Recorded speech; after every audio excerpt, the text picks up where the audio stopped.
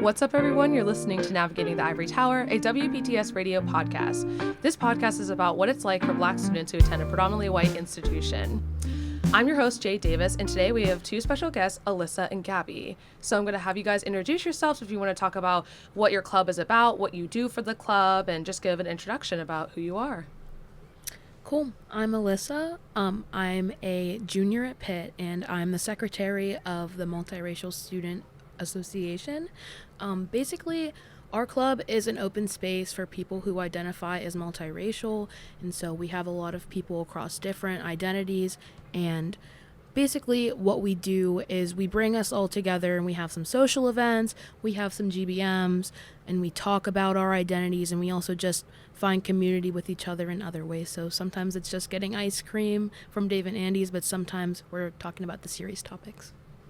Yes, my name is Gabby. I'm just an active member at the Multiracial Student Association, and we take part in a lot of different things. I feel like I value the most our discussions regarding different topics, whereas just biracial identity or how others perceive that biracial identity, and just learning about how different perspectives across different races kind of approach that, because I know it's very different depending on, the color of your skin. Truly, there's different experiences regarding all of that.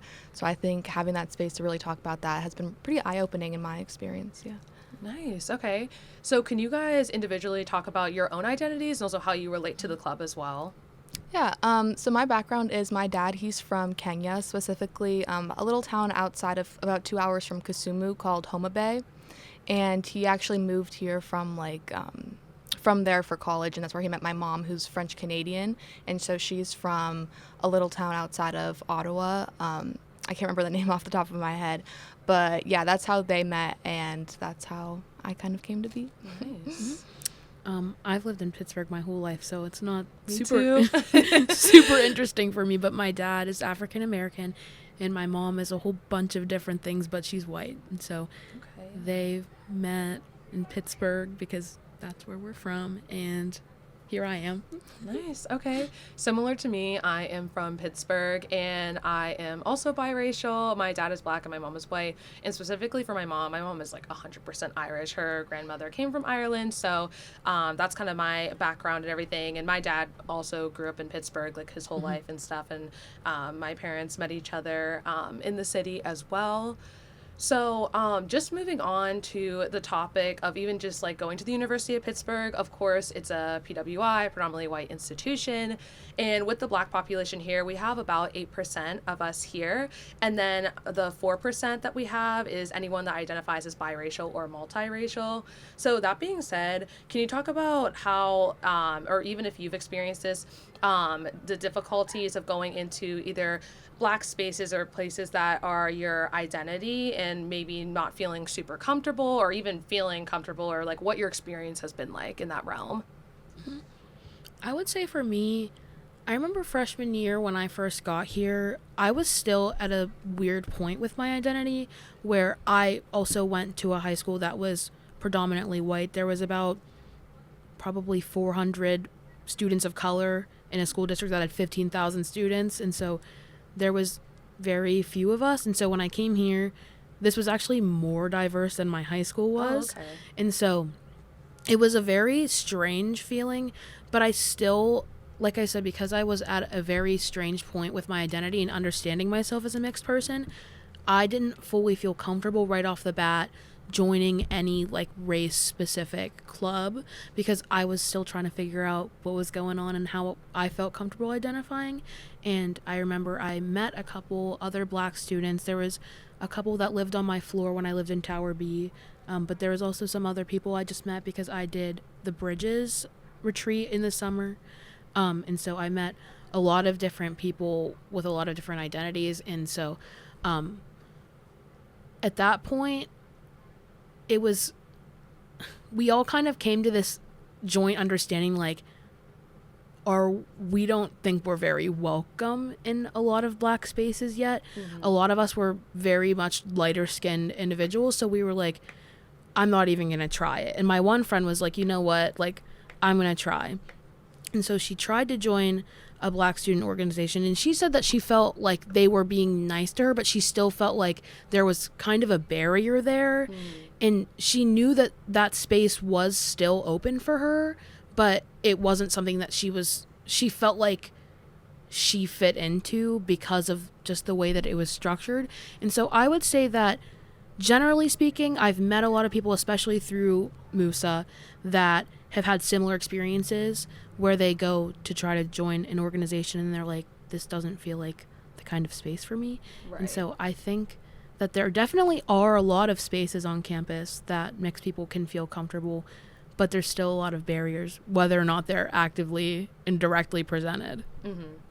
Yeah, I definitely had a similar situation. I know we kind of grew up in similar areas, but for me, I went to, for my formative years until like 5th grade, I was at like an entirely white school. There was, I think, one other family that was black, and they were monoracial, so they looked like a lot more like my dad, and yet people would still be like, oh, so you guys are like related, right? And that was always so like, what do you mean? And I never had like any black friends or like black families that my family was really friends with. And even growing up, like, I would try to kind of have that identity of, oh, yeah, so I am black. Like, clearly, like, I have, like, 4C hair, 4B hair, and, like, my skin color is clearly different from the other people. And I'd bring that up to my parents. And my dad especially would be very much like, no, you're not black, you're biracial. Like, you're not, like, you can't claim that. He's like, I'm black, but you're biracial. And that was always so strange, especially, like, considering what other people kind of, like, acted towards me or even like said about me. It was very just confusing, especially growing up. And even as I switched to public school, it was still a very white school in a very like affluent kind of area, and there was not like I did not have like any black friends at all growing up until I hit high school. Is when I met my best friend. She's half Rwandan, half white, and she's like the one that I kind of felt that I could actually like truly relate to and see to, and we had like similar experiences growing up. So I think that was what kind of like changed it for me. And also, going to Kenya whenever I believe I was 14 at the time when I went there, was also so jarring because everyone there said that I was white and would call me like a Mzungu, which means in their language, it means like white person. So that was just like kind of having all of those experiences before like the age of 18 where my brain was still like really forming. I was like, so I'm black, but I'm also white, but I'm also neither, but I'm also both. So I think that like having that and really trying to find an identity with that was definitely something that I'm still, I mean, I can accept that I'm like mixed now, but it's still kind of hard to really kind of come to terms with that, especially when other people want to tell you what you are. Oh yeah, I feel I can definitely relate to that. I feel like people always want to put you in a box or put you in a category. And even like you're saying, like with your own family, like with your dad, like I even experienced that a little bit, like with my dad, where he was like, you should consider yourself biracial, like you shouldn't just consider yourself like a black woman. But I feel like in my own life experience, like, I do consider myself a biracial person, but I also do consider myself a black woman. And it's really difficult when people also try to take that away from you and everything, especially whenever, like, if you think about the world that we're in when white people see me, they see me as black, or they see me as like, obviously like a racial minority and stuff, and so they don't see me as like white or know that like my mom is white and everything. So it's always been interesting to me that I feel like the hardest time that I've like been given about being biracial is by black people, and it's really upsetting because you would think that they would understand, obviously, like being in an oppressed group, that this is something that like we all have to deal with. And I could understand if I looked more racially ambiguous, where it's like, okay, like maybe I look more white passing, because even I have cousins that are also biracial, and my one cousin, he has white skin, he has blue eyes and red hair, but he is black and his father is black. And I feel like a lot of people just don't realize that no matter like what you look like, it doesn't like take away like whatever like part of you, like whether you're half white and half black or some other variation and everything. And I can also relate to the fact that I grew up in a predominantly white area in the suburbs, and it was really difficult because it was like maybe like me and like a couple other families that were also of those same identities. And so it was really hard just even to have people I could relate to and people that understood my experience, especially if something like, you know, racist would happen. Like I remember like in second grade, like the first time I was ever called the N-word and everything. And I remember, you know, I didn't really have anyone to like understand like that pain and understand like what that feels like. A lot of like the people that were around me kind of like they thought it was funny and stuff because like they didn't really know like the background and like the historic meaning of that word and stuff. So it was very isolating. And I feel like I didn't really feel like I actually fully belonged until maybe high school, because I ended up transferring to a school that was more diverse. It was an art school. You were getting people from all different places, which was really great. And then you start to see more of a Black population. But then that also comes with a lot of people questioning your identity. And even like people who I thought were like my friends would sometimes make jokes like, oh, you're white, or like, you know, you're whitewashed or something like that. And I feel like that's something that we constantly have to deal with as biracial people. And sometimes I feel like I've come to the point where when people make their little jokes, I'm like, tell me something I haven't heard before and everything. Exactly. Like I've heard this since the day I was born. Like it's not even funny anymore. And it's really sad because I feel like I could understand if it was coming from a place where maybe like, let's say I was whitewashed or didn't know anything about my culture, but I feel like I've worked so hard and come to a point where like that is a big part of my identity, and I really do care about like that Black part of me and learning more about it and everything. But I feel like the second that people see you or find out that you're biracial, like the first thing they'll do is like, you know, make jokes or act like you don't know anything about your culture, unfortunately. I always say that once people feel like they've solved the puzzle, they feel like entitled to your identity. Yes. And so once people are like, oh, okay, like I figured out what you are. Because especially if you're racially ambiguous, which I would say that white people tend to think I'm racially ambiguous. Monoracial Black people tend to know that be able to like identify that I'm mixed. Other mixed people can usually tell, but it really depends on who I'm talking to. They like to be so inquisitive, being like, oh my gosh, are you this? Are you that? And once they have their definitive answer, it's like, oh, okay, now I can insert myself into that and just have whatever opinion I want and say that out loud because you're part white. So like, it's not like if I'm saying something racist to a Black person, right? And it's like, oh, but you still can't just say whatever you feel like, and you're also still not entitled to picking me apart. Like, oh yeah, you're trying to find every little nuance you can. And I feel like a lot of people think that every biracial person's experience is the same, or like if they figure out that like you are biracial, they'll be like, oh, okay, so like did you go through this period of time where like you were super like racist or had like internalized racism or something, and then all of a sudden you came to this like evolutionary like point where when you accepted your identity.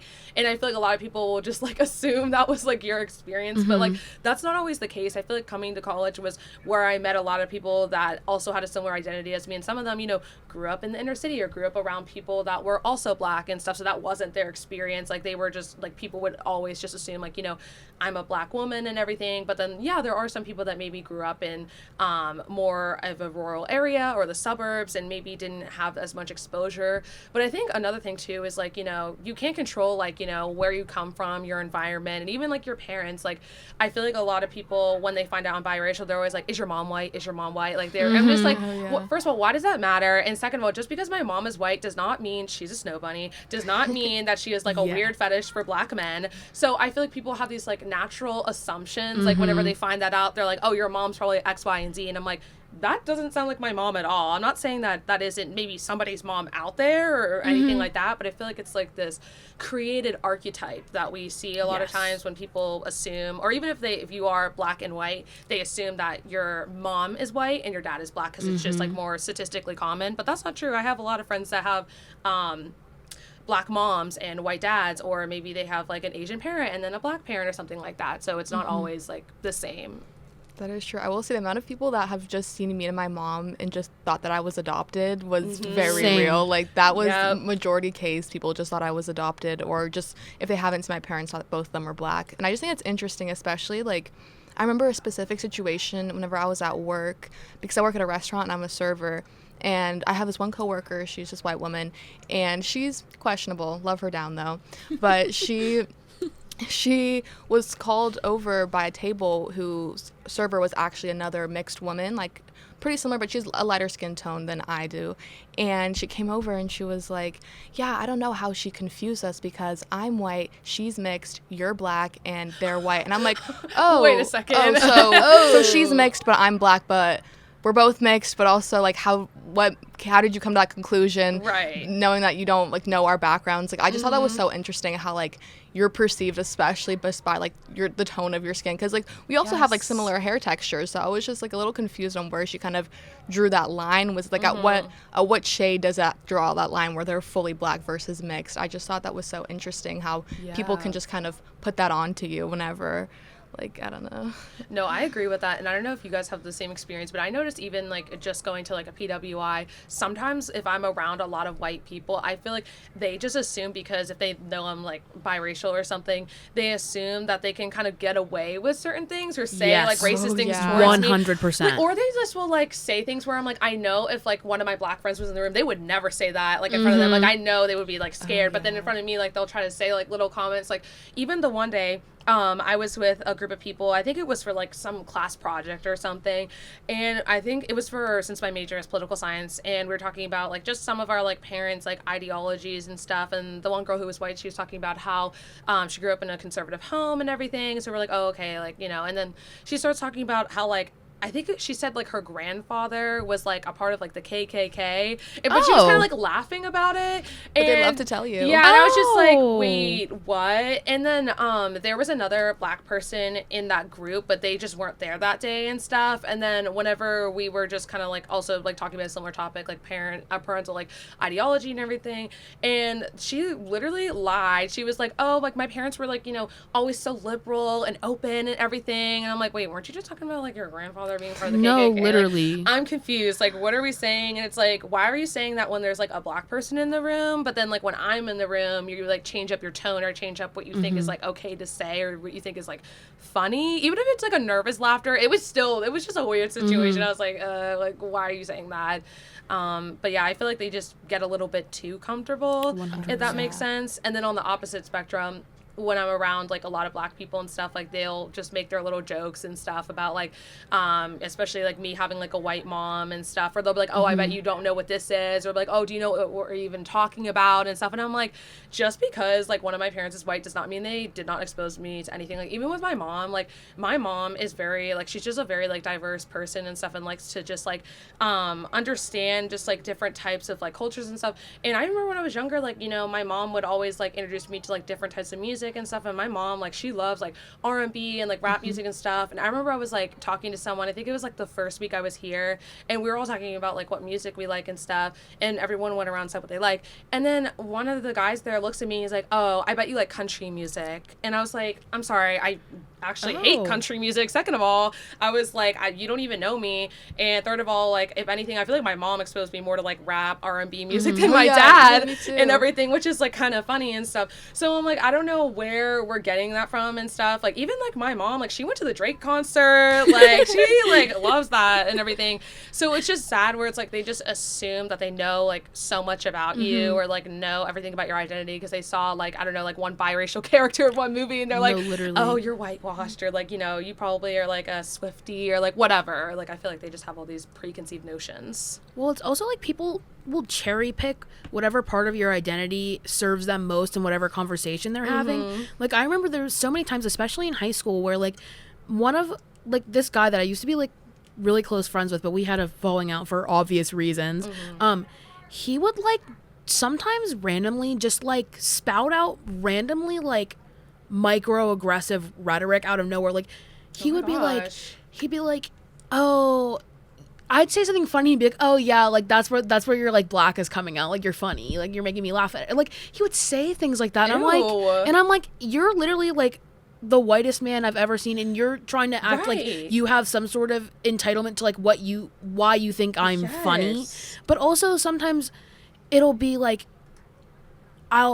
especially when I'm with a group of, like, predominantly black people, it's the opposite thing where people will just be like, I remember the one time I was with a group of friends and they were talking about Medea, like, those movies, and they were like, do you even know what that is? And it I'm makes like, me so mad they assume like, you don't know anything. Do you think like you're living under a rock. Do you think I've been walking around with my eyes closed my entire life? Like anytime I was with my white mom, no matter what race you are, like knows the Medea series, knows Tyler Perry, literally has seen at least one movie in their life. Like, are you kidding me? Like, that's what I'm saying. It's just crazy because I experience this a lot with the white side of my family too. Like they will literally like they think they're so funny sometimes, and they just think that they can be like bold. Especially I remember during the peak of the Black Lives Matter movement, like they just felt like they could say whatever, and they thought I was just gonna sit there and be like, like, yeah, I guess I am half white, so I guess I'm on your team here. Oh my gosh. It's actually, it's just so crazy to me how so many people, especially white people, just feel like they can say whatever in your presence. And like you said with your example, like the like monoracial black person will leave the room, and then it's kind of like they feel like they've found their community. They're like, okay, guys, like, now that like, she's gone, I've got something real controversial to say. And it's like, yes, like or they have nothing these like changed. weird opinions, and then they're like, oh yeah, you probably agree, right? And I'm like, if you knew me for 5 seconds, you would know, like, I am very anti that. Like, I don't know what you're talking about. Or even if, I don't know if you guys have also experienced this, where maybe you'll share something about yourself, and then people will be like, oh my God, really? Like, do you actually believe that? You actually think that? So like, shocked. Yeah, they're, like, actually shocked. Or even, like, there have been times where, like, in high school, I had a column, and it was called History, Race, and Change, and the one day I was talking about that to, I think, someone in a Black organization, and they were like, oh my gosh, like, I'm surprised that, like, you had that, and, like, I'm surprised that, like, you actually, like, knew what to talk about or, like, what to say and stuff, and I'm like, I'm sorry, like, I still have a Black father, and also it's, like, just for me personally, like, I feel like growing up and, like, just experiencing a lot of racism where I grew up, that just made me really want to, like, push and, like, learn more about my culture, and also not feel like there's something wrong with the Black side of me and everything. So I don't know, it's just, like, really sad when they have these, like, just ideas, and they're just, like, so false. And I feel like a lot of people, like, I'm not saying there aren't people like that out there and stuff that maybe don't care about, like, their culture and everything like that, but I feel like there are a lot of, like, biracial people that, like, still like and still want to talk about their Black side and everything. It's really sad. And so I wanted to also bring up and talk about, so just going to PWI, like we've been talking about, how have you guys been able just to, like, navigate your own identity being here? Like, have you found any good spaces, like the club you guys are a part of, or anything that's, like, really helped you come to the place that you're at today? I feel like definitely the club has been the biggest one for me, because that's where I found the most like-minded people. And I've tried doing different, like, identity organizations. Like, there's the Black Student Union, and there's, like, the African Student Union or something. And those are both things I feel like on paper I should be able to align with, but it was always just something I never fully felt I could, like, fully immerse myself in, because there was always something missing, versus me not being, like, monoracial on either side of it, and also not, like, being African American and kind of relating to different cultures, and, like, how you, especially, like, vernacular and the things that you grew up with, like, that's just, like, I'm not going to say certain words. And even for me personally, it's like, I'm not going to say, like, the N word, because that's not how I was raised. And I just find that there's, like, certain things in that kind of realm where I feel like I kind of can't fully, like, immerse myself with that. And maybe that's something that I need to personally work on, but it's also just how I was raised. Like, I'm not going to kind of change how I act just so I can fit the stereotype of whatever, or not even just a stereotype, but just also just, like, kind of conform to, like, kind of what I feel like I should be acting like, which, I don't know, I feel like that could be something that I could work on in the future, but I don't know. I feel like that's why I kind of find that finding like-minded people and also other multiracial people, just that even outside of the club, has been probably the best thing for me. No, I totally get that. I really hear what you're saying with, like, using certain language, especially, like, trying to find community with other Black people on campus, and feeling like, because I don't feel comfortable using certain words or saying certain things, that I'm kind of excluded from the entire Black experience. And so I think I would argue that I don't think, like, there's still obviously always going to be things to work on, but I would say that it's okay that you don't feel fully comfortable maintaining, like, a presence that's not yours, if that makes sense. Like, I I grew up, like I said, almost fully around white people. I'm not very close with my dad's side of the family. And so for me, like growing up, I was never exposed to use of the N-word specifically other than in a derogatory context by my white peers. And so that word, it's obviously something that's been reclaimed by the Black community, but because I've only been exposed to it prior to college in a context that it was harmful and derogatory, it wasn't ever something I felt comfortable with. And so yeah, I definitely had a similar experience where I was meeting other Black people on campus and I was like, okay, I feel like I'm not fully where I need to be in order to fit into the box that people are trying to get me to fit into, which is never going to fit because you're never going to be able to put me in just one. And so to answer your question about orgs and like areas on campus, like I said, Musa is awesome. Freshman year, I did Bridges, which it's an acronym, and I can't exactly remember what it stands for right now, but it's basically for undergraduate students that are part of a racial minority and are like on scholarship being here. And their office is on the first floor of Posvar, back past where that like plate is in that little area back there. And they definitely helped me find my footing a lot when I first got on campus because, like I said, they have this retreat for freshmen over the summer before it's like you go to campus like 2 weeks early and there's a lot of activities they have and you meet a lot of people. And there's also I'm an undergraduate teaching assistant for the first year programs, and so my first year I was in the Bridges version of Academic Foundations, which they offer for, I think they usually offer like 1 or 2 sections of it, and that was something that really helped me. And so I honestly think that there are a lot of resources and spaces on campus for mixed people, but sometimes it feels like there's barriers of accessing it. But I think those, again, Musa's very open. We welcome literally anybody if you're mixed. So like, and same with Bridges, like they're pretty open. Dr. Kayla Banner, she's awesome. But yeah, there's definitely a lot more places, but those are the 2 that I had the most exposure to because obviously I'm part of Musa and I was a part of Bridges. So yeah, that's interesting that you brought it up. I was actually last semester a TA for one of the Bridges Academic Foundations courses, and I thought it was just a really awesome experience. First of all, just having those courses like for students of color or marginalized groups and everything. And I actually had, I think maybe 2 students that were biracial and everything. And one of the days where we had like a diversity day where we were talking about our identities, I brought in this like panel and everything for people to talk about like their own experiences, whether it's like maybe they're on a committee for some Black organization or minority organization.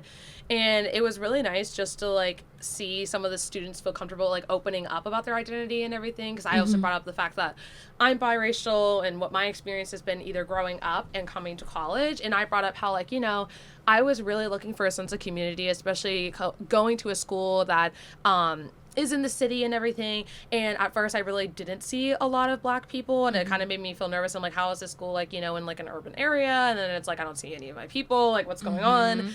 And I finally was able to like immerse myself with like other people that look like me and everything. And it was like a good experience. However, like I was telling them some of like the realities of it. I'm like, yeah, it did take some kind of weeding out of people who I wanted to surround myself with, because there were times where maybe I felt comfortable in a space and then someone who I thought actually like cared about me makes a joke. Or I noticed a lot of times people feel comfortable making jokes when there's other like Black people around, where maybe like behind closed doors, like me and this friend have like a really close connection and stuff. And even some of like those friends in the beginning of freshman year, I felt like I could open up to them about, you know, sometimes feeling some sense of insecurity and everything about maybe not being exposed to a lot of things until later or until recently, just because of where I grew up in my family household.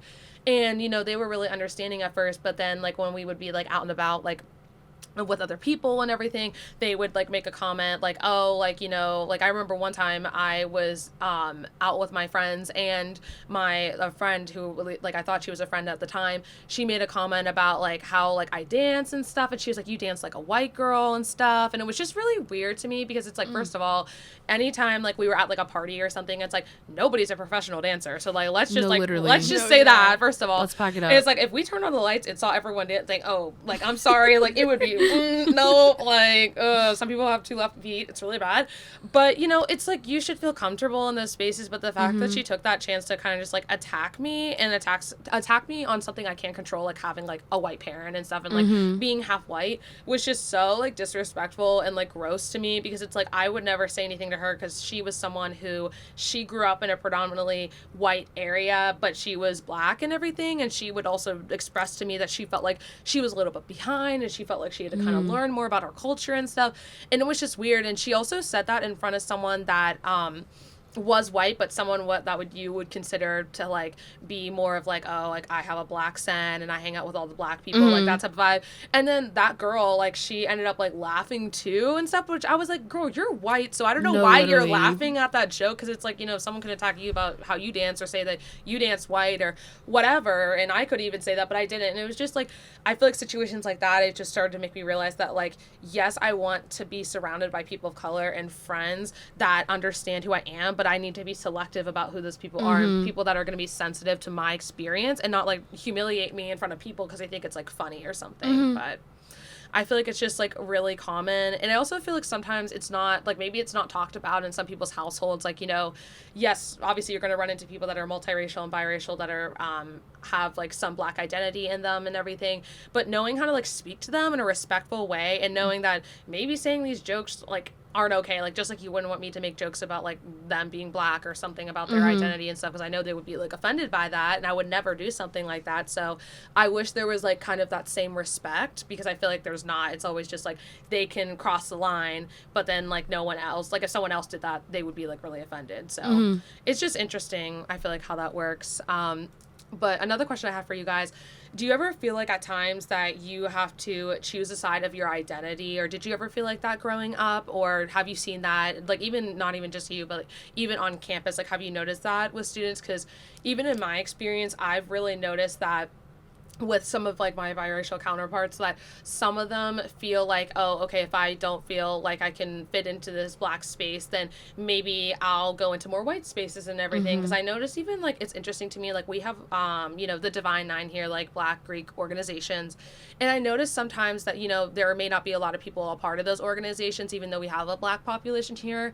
And then I'll notice that a lot of either students of color or like even biracial students will join more predominantly white sororities and fraternities, and that's always been kind of interesting to me, because like I understand maybe not feeling like you fit in and stuff, but like I feel like, at least personally for me, that would be really hard for me to do, is joining a white sorority or something, because I feel like, you know, it's already hard enough going to PWI where people don't understand you, and I feel like, you know, a lot of like racial issues will come up, and I've heard that from some other people where they joined one, they thought they were like, you know, being welcomed, and then something would come up and stuff where they felt very isolated. So I was just curious on what you guys thought about that, and if you've experienced anything like that. I mean, I definitely steer away from sororities for that exact reason, because I feel like I've had so many experiences where I feel like I kind of have to choose my black side with the way that some people talk to me.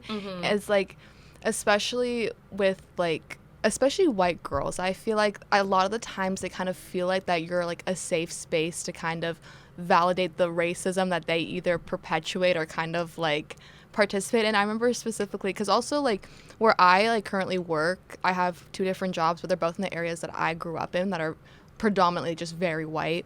And I had this one girl come up to me, and I was talking to her about how at the last college that I was at before I transferred here, how I had a very racist situation with this one guy was saying just outlandish things, and I was kind of telling her about that. I was like, oh yeah, so I transferred and that's why, and it just sucks whenever people, you know, say things about black people and like use slurs and are just so like evil like that. And she turns to me and she's like, yeah, it's just so frustrating, like my boyfriend says the N-word and it makes me so mad, like I can't believe that he says that. And I was just kind of like, You know, I thought we were friends. I thought we were, you know, having a little chat. We were kind of connecting. But it why turns don't you out tell me you that? actually do not care whatsoever. And then Yeah. she'll follow it up, be like, oh, yeah, he's, I think he's Syrian or whatever. So it's like, quote unquote, okay. Or it's like, oh, he's Hispanic. So it's quote unquote, okay. It's That's like, the one argument where people are like, I'm Hispanic, I can say the N-word. Are you black? No, you're not. Like, you do not have an experience. Like, who let you Right. say that? And it was just Doesn't like, make any I feel like sense. that's the main reason why now. I feel like I actually surround myself the most with mixed people now. Okay, yeah. I feel like I was with a lot of white girls, but then there was always something that would come up where I was just like, so are we? There's always like, that one friends? moment where you're like, oh, I feel like I'm connecting with this person, and then they say something insane, and you're like, yeah, I just can't talk to you So again. how were you thinking about me this entire time? Did you think that I was just, you know, choosing my white side and I didn't really like, especially with like also with how I speak? That's also been a big thing at my school. Yeah. Like I was called like an Oreo Oh my for being gosh. black on the outside and white on the inside. It's like I don't know what you want me to do. Like that's how I was like that's how I Right, talk. Like, like- I'm Oh my raised. God. I literally like am neighbors with you. We're raised in the same neighborhood. Why would I speak any differently just because I popped out with a different skin color? Like Yeah, I it don't doesn't make know. any sense. Yeah, no, that is so real. Like, being, a lot of people talk about the mixed experience of being, like, trying to being put into boxes that you're obviously part of multiple boxes.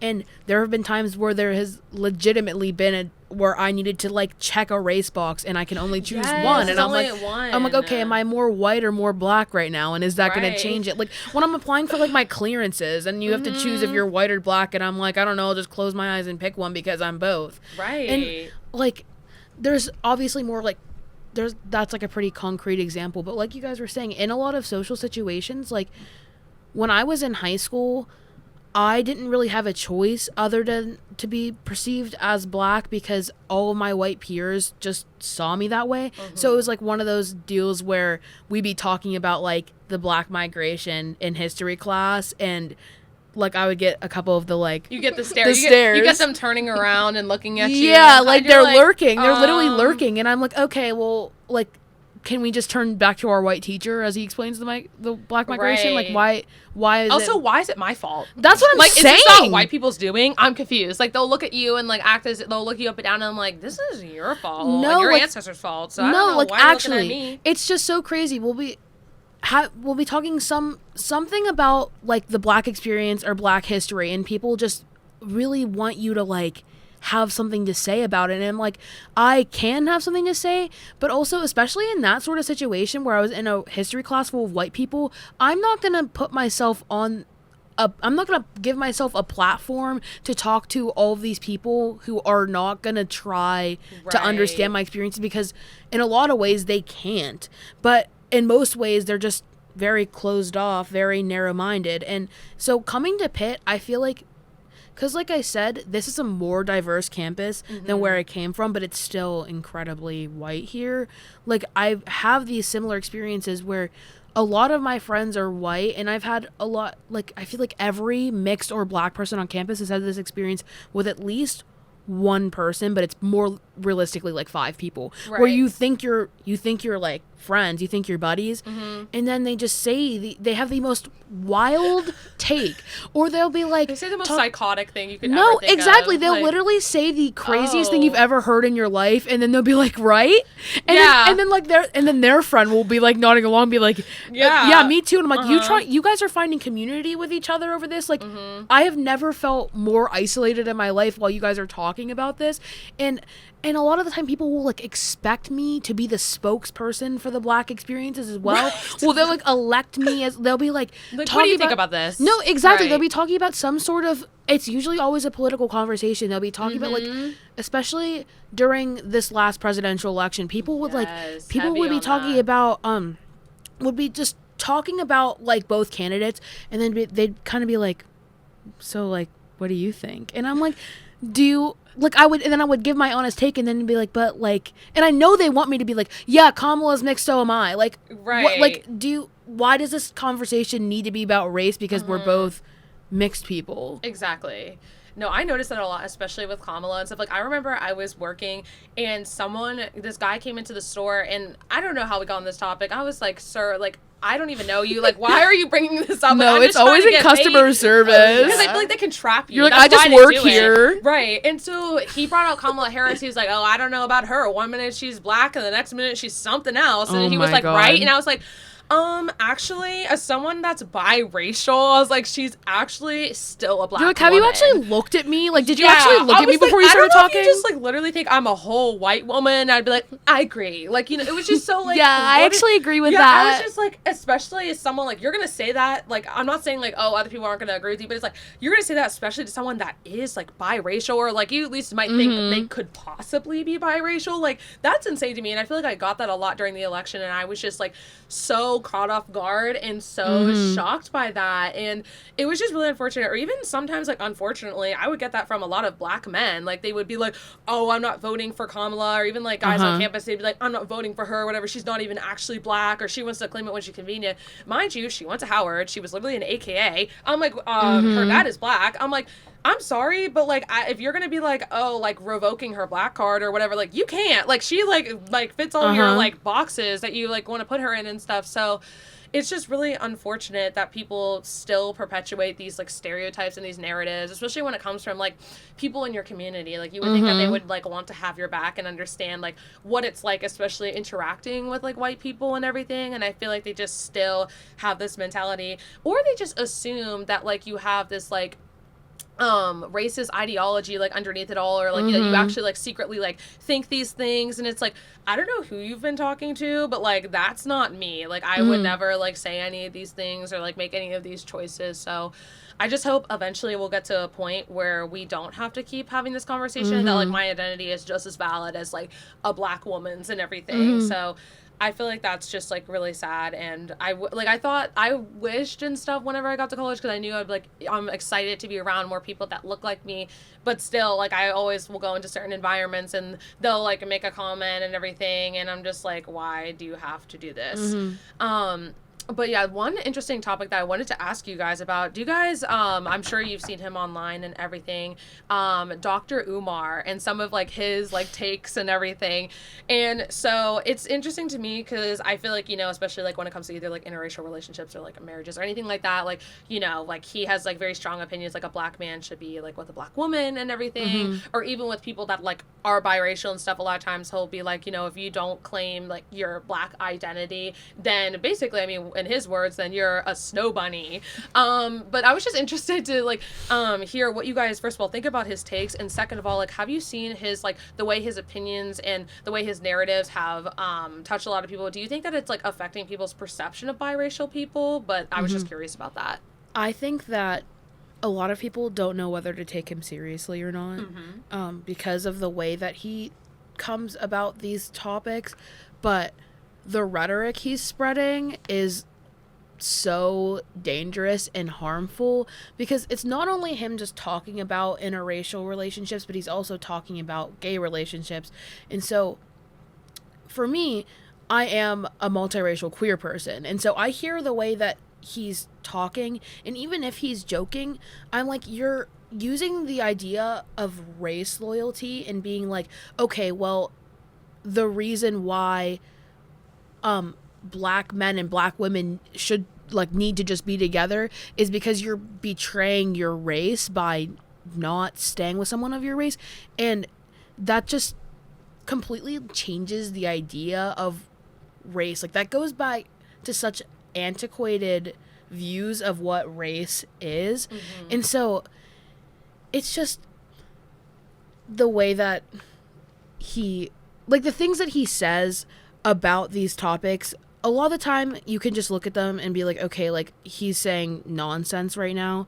But at the end of the day, like, I have been seeing ramifications of that in my community of mixed people, where more than ever mixed people are experiencing, like, backlash. Because usually as a mixed person, the worst of it that I generally experience on a day-to-day experience is people being like, oh my god, you're so exotic, like, can I touch your hair, like, stuff like that. But then now it's like, I'll have people who are looking at me and thinking that I shouldn't even exist and that I'm some Right. sort of like mutation that wasn't supposed to happen because someone betrayed their race. And so I think it just comes back to the idea that Black empowerment isn't defined by race loyalty. Like, being a mixed person and being in an interracial relationship doesn't signify a betrayal on the behalf of the Black side of your family or your community. You're just living your life, and I don't understand why everybody, like, especially Dr. Umar, like, why people like him and people just in general feel so entitled to the decisions that other people make, because you're not, the Black community isn't going to disappear Right. because a Black person decides that they want to marry a white person. Yeah, I 100% agree. I think it really brings back, like, the narrative of, like, because, like, okay, I can understand him saying, in a sense, like, okay, Black men that have internalized racism that are like, oh, because, like, you'll see, like, a lot of videos or, like, narratives that are like, oh, like, I would never be with a Black woman, like, you're disgusting, or I could never be with a dark-skinned woman or something terrible like that. And I can understand, like, combating that, being like, that is wrong, and, like, you know, you should be able to appreciate people that are in your race and stuff, and I don't think there's anything wrong with that. I think it's also, like, the way he goes about it. Like, I feel like he needs to do more of, like, educating rather than just being like, whether it's like satirical or just like more of like a comedy base of like, it's funny, like, you know, whatever, like Black queens forever, like snow bunnies never, like, funny. But I feel like it's like, okay, if you want to have a serious conversation about like, okay, some of these issues within our community, actually take it seriously. Like, don't make jokes about it, because like you said, it makes more people like come out and say like these horrible things. So I feel like we'll start to note, like, at least I've started to notice that a lot. And even just like, I notice a lot of like biases when it comes to, for example, like, let's say like, you know, I'm biracial, maybe I like date someone that's like white or something. Then I see a lot of Black men will have like a problem with that and stuff. But then like if a Black man like, you know, dates a white woman or something, like, you know, it's like, you know, very normalized. It's been going on for a very long time in history and stuff. And no one really like blinks an eye. So it's like, why is the standard different based on like the gender? I feel like that's something at least like I've noticed in my experience. Yeah, I definitely agree with that, and I find it to be a very slippery slope with perpetuating that as well, because this is exactly what, you know, white people were saying, and this is like why, like, you know, Loving versus Virginia is like a thing now, because white people, like, we can't race mix. And I think that's something that also, by saying, oh, Black people, you have to stay with Black people, it kind of also reinforces like white people, you can't do that either. So I think that that's definitely something that can be harmful, and I definitely agree. Like, I've never taken him seriously at all, but I have seen like he like does like visit colleges and like speaks. Yes. And I feel like should we really be giving him a platform like that, like to spread these ideas? Because I mean, I know like a lot of people also like probably don't take him seriously, but I mean, by all means, like, and how he presents himself, he takes himself seriously. So it's like, Right. what And there can he definitely really... are some people who take him Oh, seriously. They yeah. do. I hear people that are like, oh, I love Dr. Umar. Like, I met someone that had Dr. Umar's phone number. I'm not kidding. What? Like, I guess they went to some, like, conference that he was at or something, and he was giving out his phone number for people or Like, whatever. why the... He was Okay. like, oh, if you need some, like, you know, like, advice or whatever, like, I'm here for you. But my thing was, like, I actually have, like, a interesting story that ties into Pitt. I was an intern for the Black Action Society, and we were having a couple meetings about like who the guest should be, because usually they have a guest like every like spring semester and stuff that's like a famous person, and they came up with a list, and on the list was Dr. Umar. But the good thing was there were a lot of people that were like, no, we can't have him here, because first of all, like, he has a lot of like homophobic rhetoric, he has a lot of like really ignorant views when it comes to interracial relationships or biracial people, and they're like, you know, we can't really do that when that affects a lot of our population and stuff. So like they ended up not picking him and everything, which was really great, and I'm really happy about, because I feel like if they would have, they can't really control what he might say, what he won't say. Even if he signs a contract like, please don't mention this, it's like that's his big thing that people know him about, is like, you know, having really specific views about interracial relationships at all, and even just like biracial people. Because I remember he even like one time brought up, I think it was Kendrick Lamar's wife or something, and he was talking about how like she's biracial. He was like, oh well, like I don't know how like she aligns if she's really secretly like a white snow bunny or something. And I think she made like an edit of the video, and she was like, have you seen my dad, and have you seen like, you know, my platform and who I'm with as a partner and everything. And it was just disrespectful, because I feel like I could understand if you're calling someone out for, like, okay, maybe they have some, like, tendencies to say some, like, internalized racist things. Like, even though, like, you know, this person isn't biracial, but I think of, like, Candace Owens or something like that. I can understand you calling someone out like that. Like, you're a black woman and you're actively saying things to harm your own community. Like, what's going on? But I feel like, you know, just, like, randomly attacking someone that just happens to be, like, either multiracial or biracial is just, like, not helping our people. Because at the end of the day, like, I always tell people this, like, which, like, even though it is, like, kind of, like, dark and stuff, but I feel like it really helps them paint the picture. Sometimes I'm like, yeah, like, I might be biracial, but at the end of the day, when the cop sees me, he sees a black woman. Exactly. So Yes. I don't know why we're trying to play this game, like, oh, like, I'm not black enough or whatever. Exactly. But it's like, you know, at the end of the day, when I'm in a situation that may have to do with race, people are automatically going to see me and be like, black woman, and have those stereotypes and everything. So I am still affected by it. Yes, I may be affected less compared to maybe a dark-skinned woman or a woman that is fully black, but I still am going to have that experience. No, 100%. And, like, I've said that exact thing so many times, where I remember, especially during the peak of the Black Lives Matter movement, I remember having a conversation with my sister and being like, okay, like, because she, at the time, she had a driver's license and I didn't. So I was like, when you are driving around, please be so careful right now, because, like, especially because, like I've said with both of us, we both look very similar. We're only 11 months apart, so we're, like, very close in age. Some people perceive us as, like, racially ambiguous and try to play the fun guessing game of figuring us out and then get bored of us when they figure it out. But a lot of people do just perceive us as black. So I'm like, I don't know if a cop is going to perceive you as black while you're driving. And if you do something bad or if you mess up, the consequences of that action for you are going to be 10 times worse than it would be for someone who's not perceived as black. So, like, just be careful. And so it is, I think that a lot of people think, especially black people, like, tend to think that I'm trying to, like, make myself more black than I am by saying things like that. But it's just the reality. As a mixed person, and because people perceive my identity in such different ways depending on who I'm talking to, it's complicated having just one identity. Like, just saying, I can say I'm biracial or I'm multiracial, and people are still going to have their questions. And so I am both white and black. I am both of those things. Right. And I can identify as both of those things. But just because I have to identify more as one in a certain situation for my own safety doesn't mean that I'm trying to just pretend that I'm fully 100% black, or in opposite situations where I'm pretending I'm not black at all. Right. And, like, the way that this just reminded me of talking about Dr. Umar, because with him as a dark-skinned black man, he perpetuates a lot of rhetoric that, like we've discussed, is incredibly harmful. But because people hear it out of the mouth of a black man, they feel so comfortable being like, oh, okay, so this black man is supporting my bigotry in the way that I perceive this harmful stereotype or whatever it is that they're feeling, and they're okay, so I'm justified in having this belief because a black person said it. Right. And so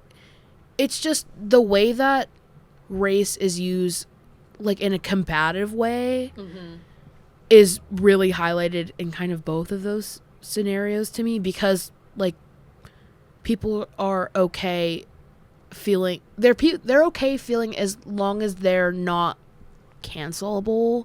Like, people talk about cancel culture a lot, and so it's just teetering the line of, like, blackness as a social identity and how other people are led to perceive that.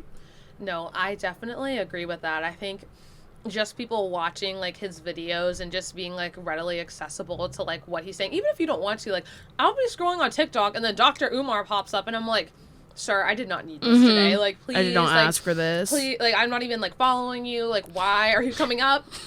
And I think because a lot of times, like, at least my TikTok page, like, I would say it's more on the side of, like, black TikToks. There's, like, you know, it's probably, like, your algorithm or whatever. So it's like, oh, like, you know, famous black guy. Let me put him on your page. And I'm just like, please, like, of all people. And it always, I swear, it's always when I'm having, like, a bad day. And then he'll pop up and I'm like, no. I'm like, where is the block button? Like, where? Oh my gosh.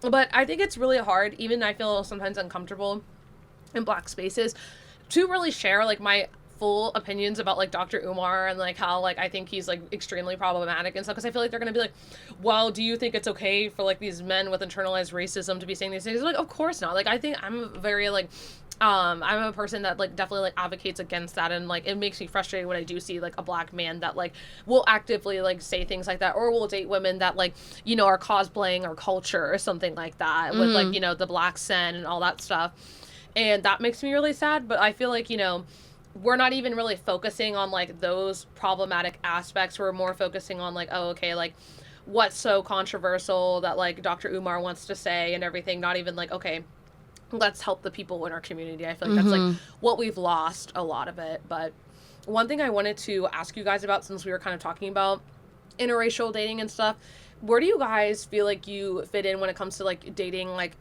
on a college campus, first of all, but also just, like, you know, as multiracial people?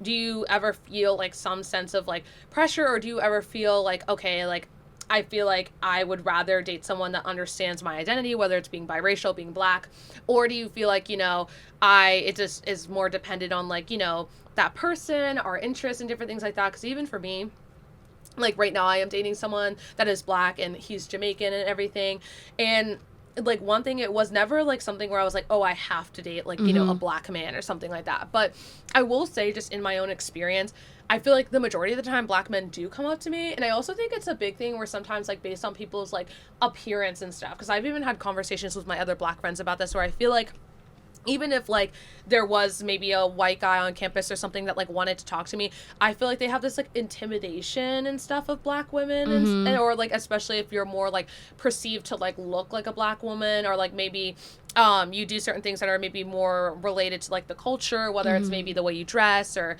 your makeup or different things like that. And I feel like they're just naturally like, oh, she probably only likes black men, I'm not going near her or whatever. And I feel like it's really sad because it builds this, like, barrier. And, like, I thought in college that people would be more open to dating and wouldn't have those, like, thoughts and ideas, even if they come from, like, a family that's like that. But I noticed, like, I don't really see a lot of, like, you know, white guys talking to black girls, or if they do talk to a lot of black girls, it'll be some girls that, like, I notice that aren't really, like, super comfortable with either, like, just being in touch with their culture and stuff. Like, even if it's not someone that's, like, multiracial or biracial, it could be someone that's black and maybe they only surround themselves with maybe, like, their white peers, and you don't really see them in any, like, maybe, like, black events or organizations and stuff like that. So I just feel like it's really sad that we are still at this point in 2025 where you don't see it as often. But, like, you know, whenever I talk to some of my black guy friends, they'll talk about, like, oh, like, it's kind of like, you know, they'll talk to all sorts of girls and stuff, whether they're Asian, Indian, black, white, whatever. Like, more people, like, I feel like a lot of girls feel more comfortable and stuff than a lot of guys, if that makes sense. But I'm just curious to hear about your experience with that. I feel like in my experience personally, I've kind of had a bit of a rough time, I'm not going to lie. I feel like with every race, even though I haven't had, like, I don't have a big scope because I haven't, like, dated that much, but I found mostly with, like, white guys, I find it a little bit, I'm always treading lightly because one, it is so well known, I feel like, that men will lie about their beliefs just to get, like, a woman's approval. Yes. And especially with me, like, I'm, like, liberal, you know, like, I'm, like, queer as well, so I feel like it's something that I find that it's harder with, like, white guys, because also they'll try to kind of, like, adopt this, like, sometimes they'll just, like, speak differently to kind of, like, feel like they're kind of connecting with you and your culture more. It gives me the ick so bad. And I'm like, we grew up, like, 5 minutes away from each other, so I'm not really sure why we're acting like this. Like, what is this weird vanilla ice, like, vibe going on? It's so bad. Ice is crazy. It's, like, it's a little scary, but, like, I appreciate you trying, but at the same time, like, that's not me. Like, you don't have to do that with me. Like, let's drop You the also act. should just be yourself. Just be yourself. It's like, you don't have to do all my that. thing Like, was, not like, the code switching. Yes. Yeah. And, like, I saw this video, and I feel like it summarized it really well, and it was this black guy, he made this video, and he was like, if I'm gonna, like, talk to, like, a white girl and stuff, I'm not looking for, like, your Alabama Barker, like, black scent girl and stuff. It's like, if I wanted to talk to, like, a black woman, I would, like, talk to her and stuff. I'm not gonna go out and seek, like, a white woman and, like, want that and stuff. It's like, just be your authentic self, like, who you are. You don't need to, like, pretend to be either a certain culture or a certain way to be with somebody. Like, especially if you're looking for, like, a relationship, you would want someone to just like you for who you are, like, no matter, like, what you look like, your races and stuff.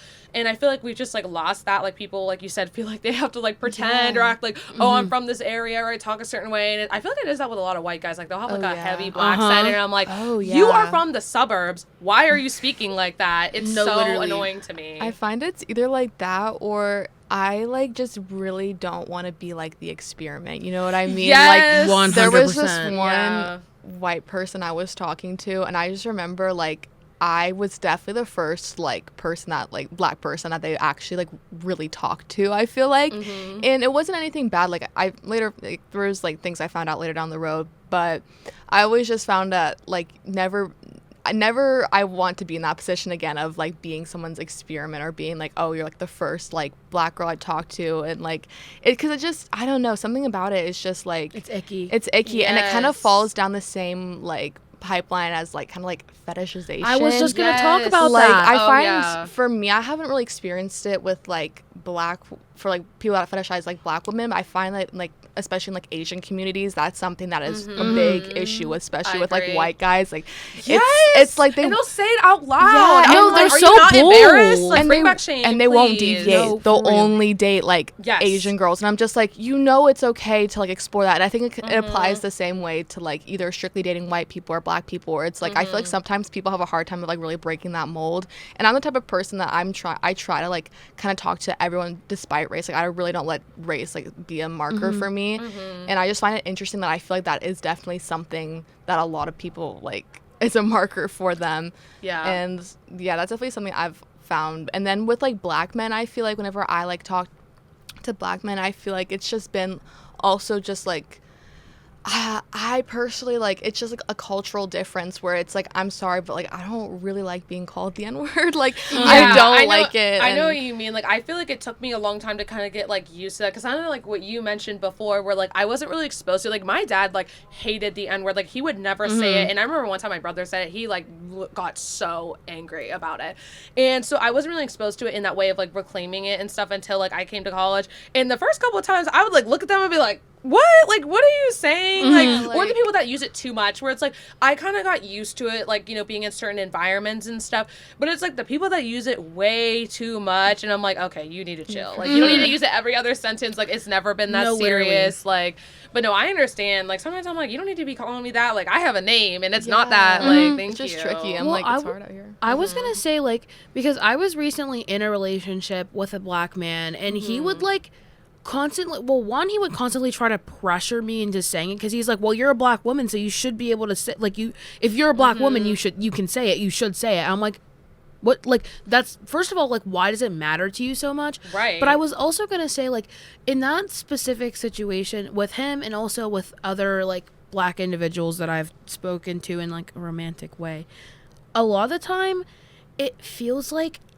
there's always the common denominator of them being like, yeah, like, such and such light skin, or, like, it'll always come up where it's like, oh, okay, was that the motive the whole time? Like, you saw me and you were like, OMG, like, a light skin mixed black woman, like, oh my gosh, this is exactly what I've been looking for, the token piece of my collection. I'm like, what are you even talking about? Like, my ex would constantly be like, oh yeah, like, talk about how all of his other exes were white, and he'd never, like, been with a black girl before, or a mixed girl, and he would, like, constantly bring it up. And I'm like, I understand like, you can be attracted to someone, and you can also appreciate their racial identity without turning it into, like, the cornerstone of their entire, like, making that the essential piece of their whole being. Like, obviously I'm a very proud mixed woman, and I talk about my identity all the time in a lot of different contexts,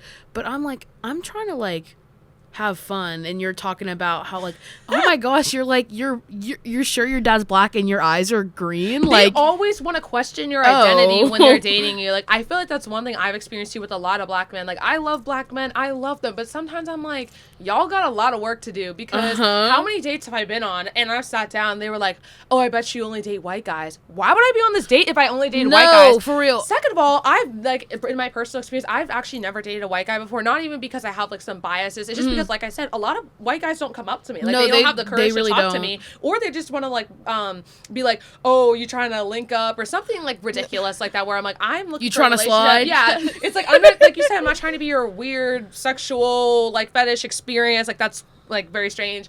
And it makes me sad because I'm like, you know, obviously I wouldn't be on this date with you if I didn't like black men. And second of all, like, again, like with the biracial thing, like you're just assuming just because I'm biracial and I have a white parent that I only like white people. And it's like, that's not true. And if anything, like, I feel like sometimes, you know, I'm looking for that sense of cultural connection with someone where I can kind of, something crazy happens, look over and be like, you know, did you see that? Or like, you know, be like, oh my gosh, like, here we go again. Like, it's nice to be able to like do that sometimes and like feel like you're very, very validated and everything in that moment when something happens. But I feel like that gets really watered down whenever they make those comments and almost try to like put you down or put your blackness down. And you would think if you're in a relationship with somebody, like, why would they be doing that? They should be like loving and caring about you. Yeah, it's sometimes people, again, it's like trying to find the common ground, like trying to find the space between appreciating someone's identity and like understanding it. And so a lot of the time, again, it makes me just as uncomfortable when people are making like weird comments about me that are like obviously not nice than when people are like trying to like pick me apart and analyze me and being like, oh my gosh, like you have like pretty light skin, like do you get tan? Your hair, like can I touch it? No. Like, am I an animal? No, like, this is like, not a petting zoo. No, exactly. I always say, like, I'm like, am I a petting zoo? Go find a goat at the zoo. No, exactly. And you can pet that. Yep.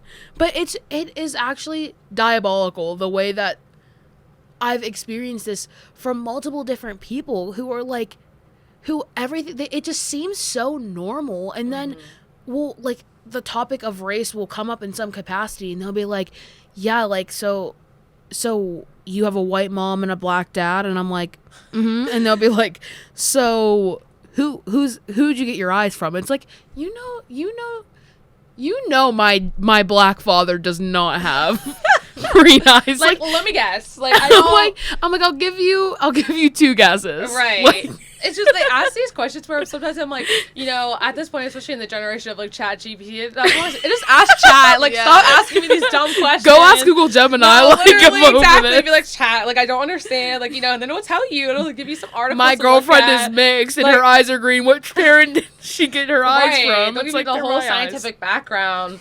Oh my gosh. Hopefully, eventually, we'll get to the point where people aren't asking these dumb questions and everything. It's just so frustrating.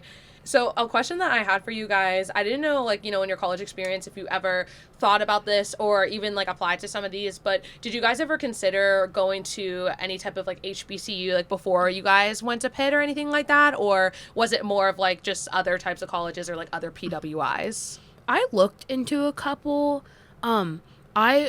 Like I said earlier, I'm from Pittsburgh, and so my eyes have been kind of set on Pitt my entire life. Like I've come to this campus for many years and I just decided I wanted to go here, but I definitely looked into a couple, and I remember like I applied to a few, but there was always kind of a pit in my stomach where I felt like if I went, then I would definitely have to make some quick changes in how I perceive myself, because going from a completely white school to a school that's gonna be predominantly black people, I'm gonna go from being seen as a black person to a white person. Yeah. And so I also it felt like for a long time I didn't know if those were spaces I was gonna be welcome in, and I didn't want to take that risk. And so it was something that I considered, and sometimes I'm like, I wish I would have, especially with some things that have happened on Pitt's campus with students of color. Sometimes I'm just like, maybe I should have just taken that leap and gone somewhere other than Western Pennsylvania for once in my life. But I'm happy with where I'm at.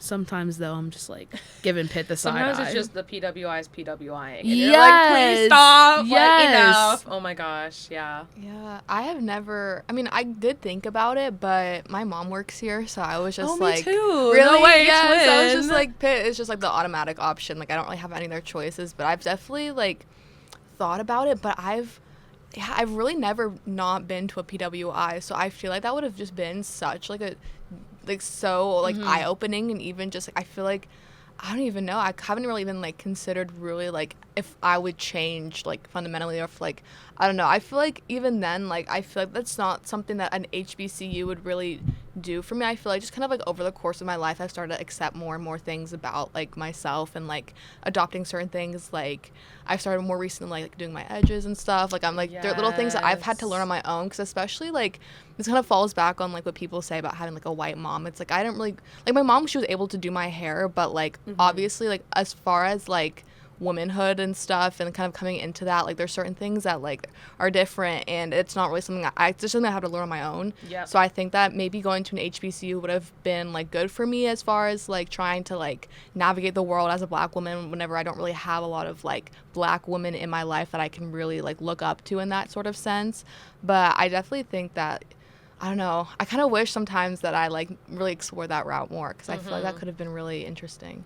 That's exactly how I feel too. Actually, like I tell my friends as a joke all the time. It's kind of a joke, but not really a joke. But sometimes I'm like, oh my gosh, I wish I would have went to Howard. I'm like, why did I? Because I have a couple of friends that go to Howard, and then I have a friend that goes to Spelman, and I always see them take a picture. They look like they're having the time of their life. And I understand there are some like cons of going to HBCUs, just about like some of the funding and how they're run. Like I actually had a podcast episode with someone that transferred from Howard to here, and she talked about her experience and how like she loved it there, but there was just a lot of like disorganization and a lot of like just like some issues with some scholarships and everything that affected her choice of moving and everything. And I feel like, in a sense, yeah, like you were saying, I feel like it would have helped me maybe like evolve maybe faster, like with my identity. But I also like, I try to be like grateful and like think about sometimes like, sometimes it doesn't even matter like where you go. It's like the people you surround yourself with. Because I feel like I would say like for the most part, the majority of my friends like are black people or black women. And I feel like I've just learned so much from them, which has been really helpful. And like you were saying, like with my mom, like she is white, and in a similar sense, she was always able to like do my hair and like, experiment, and also like do a lot of research about like what is perfect for my type of hair texture, because like also in a sense my hair texture is kind of similar to my mom's, where it like kind of feels like hers. So like there's certain things I can't use. Like if I put oil in my hair, it'd be like look really greasy and stuff, when there's some people where that's like perfect for their hair and stuff. But I feel like, over the years, like you were saying, I learned how to do so much. Like, even, like, when I came to college, that was actually my first experience, like, doing and experimenting with protective styles. Like, I'd never done anything like that before. And I also feel like because there wasn't a lot of, like, hair braiders and people like that, like, around where I lived. Or even if they're, like, were some in the city, like some of my friends, they had either some horror stories, they were like, I got overcharged, or just because how people be, they always be overcharging or like doing something, and I also feel like just having ADHD, like sitting in a chair for 8 hours, that probably wouldn't have worked as well when I was little. I probably would have been all over the place. But coming to college and meeting people that like know how to do their hair themselves, like a lot of times like my friends will like either do like twists in my hair or like do different styles and everything, and it's been like really great to like be around a lot of people that can give me that experience, and like I can learn more and everything. But like I was saying, sometimes when I'm at this PWI, I'm like, I'm sick of it here, I can't. Or like, I'll be in classes where there's like mostly like, your white counterparts and stuff, and then someone will say something insane in a group you're working with, and you're like, all right, time to pack it up, time for me to go to Howard, like let me go, oh my gosh. But yeah, I definitely think it's all about the people you surround yourself with, even if you do go to a PWI. And I think also that just goes for people maybe listening that go to other PWIs, just having that understanding of trying to find either people that, first of all, understand you. And if you can find people that like look like you and everything, I feel like that is really helpful, just to like build a really great support system and people that aren't going to judge you, especially if you are biracial or multiracial as well. And so for my last question for you guys, I just wanted to see if you had some advice just for people either listening or maybe people that are looking into going to college and maybe they're biracial as well and they're not really sure maybe how to navigate their identity and what that's going to look like. So I just wanted to see what you might have to say for them. I would say that in my experience, as someone who started college and didn't really know where I sat with my identity after going to a high school that was completely white, the first thing that you need to understand is, like, that's okay. You don't have to have a 100% sure idea of where you identify or, like, how you think other people perceive you, because depending on where you're at, that's going to change over time. That's not something that's just one thing forever. It's not static. It's very dynamic. The way that I've perceived myself racially has changed every single year that I've been here. It's including, like, depending on, like, what group I'm in or what club I'm a part of or what classes I'm in. And so that's the first thing I always say. And the second thing I would always say is that your people will find you. It's like a canon event for everybody. Yes. Freshman year, you meet these people and you think they're awesome, and then they say something like actually diabolical, and you're okay, like, I'm gonna pack it up and move on. Right. It's okay to pack it up and move on, because the people that serve you well are gonna find their way to you. And a lot of the time that means being okay with the fact that some white people are not going to respect your identity and some black people are not going to accept your identity.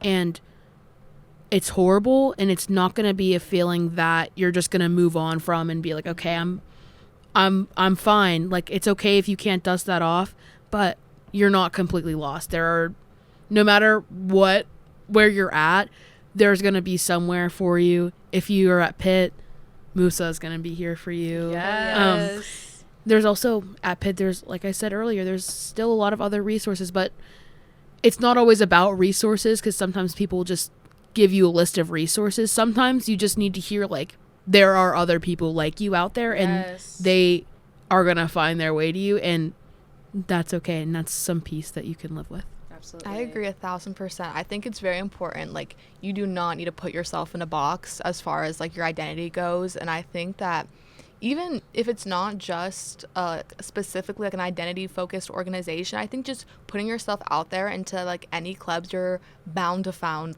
like a mixed person or a person of color that you can really relate to. And I found that by really putting myself in all these different clubs, like, you're gonna meet people that didn't even know, like, you know, like Musa existed, and then you can like also just like, I just find that if you really put yourself out there, you're going to find your people, and don't just kind of stay with, like, the first people you meet. And also, it's such a large school. Like, you're going to find probably some rotten apples in there that people are going to treat you badly, but that should not define yourself, or also, like, how you continue on with, like, your relationships. I think that's also very important to recognize. Like, also just, like, finding yourself. Like, you don't have to, you know, live up to what people want you to be, or how, like, you think that you should be, because, like, this is how your friends are. I think college is a really, like, important time to kind of find yourself, and also kind of, like, you're still figuring it out. You're still learning. So I think that you don't kind of, like, put yourself in a box and expect one certain outcome. I think just kind of be open to the experiences that life can really bring you, because I feel like that's how you're going to, like, learn the most and gain the most experience out of that, for sure. I definitely agree. And I think just looking at just students in general that may be interested in coming to Pitt, I think the best thing that was really helpful for me for my identity and just meeting people that understand me was I met someone that had told me about the Black Pitt group chat, and that was really helpful, because I could see, like, all the different Black events that were going on, clubs.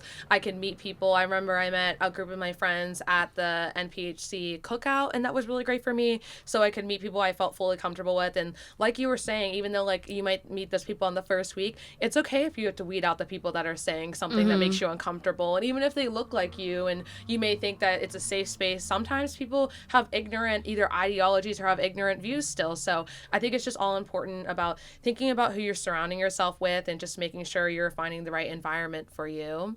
But I just wanted to say thank you, and I appreciate you guys being on my podcast. It was such a great conversation. Yes, I enjoyed it a lot. And thank you to our listeners for listening to the 6th episode of Navigating the Ivory Tower. Once again, I'm your host, Jade Davis, and we had special guests Alyssa and Gabby. And this was edited and filmed by Amanda Bobish and produced by Neil. Tune in next time to hear more about what it's like to be at a PWI.